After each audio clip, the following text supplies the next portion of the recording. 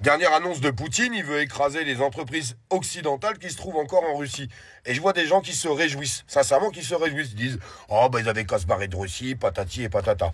Premièrement, faut pas se réjouir de ce genre d'annonce. Secondo, les entreprises qui sont encore là-bas, s'ils y sont, c'est parce que c'est pas si facile que ça d'y partir.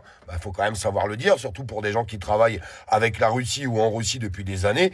Et en fait, ces décisions-là, les seuls responsables, c'est pas Poutine, je suis désolé de vous le dire, c'est pas pour prendre sa défense, mais c'est le gouvernement français, puisque l'Europe vient relancer un paquet de sanctions en fait contre la Russie, l'Europe, dont la France.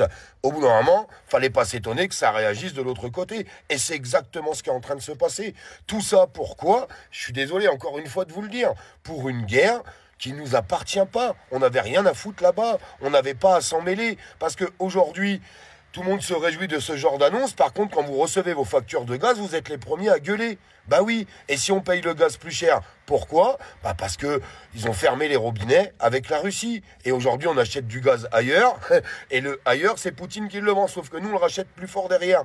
Bruno Le Maire avait dit on va écraser économiquement la Russie. Je vous le répète, les seules personnes qu'ils ont écrasées économiquement, c'est les citoyens français. Et on peut le constater aujourd'hui. Et ça va continuer. Donc se réjouir de ça, non. Mais les vrais responsables, c'est qui?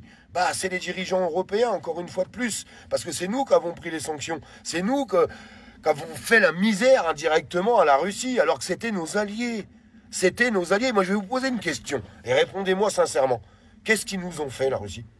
Non, parce que moi, je voudrais savoir, au moment. Je peux comprendre qu'on en veuille à Poutine, ceci, cela. Alors qu'on ne soit pas d'accord avec sa politique, que bien se fasse. Le problème, il n'est pas là. Mais qu'est-ce qu'il a fait à la France?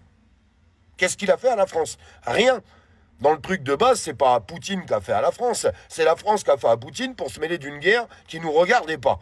Et qu'est-ce que ça a fait aujourd'hui?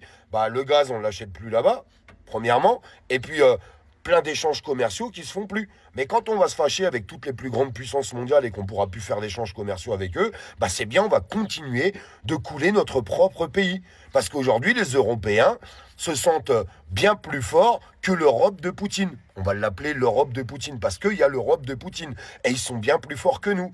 Donc, il va falloir m'expliquer un truc. Quel était l'intérêt de se fâcher avec nos alliés? Non, parce que je sais que ça en dérange certains. Mais c'était nos alliés.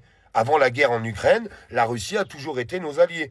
À quel moment la Russie a attaqué la France? Que ce soit économiquement ou à travers la guerre, puisque quand on écoute Emmanuel Macron, les Russes sont aux portes de l'Europe, sont aux portes de la France, on a l'impression qu'il y a des blindés qui vont arriver sur les Champs-Élysées.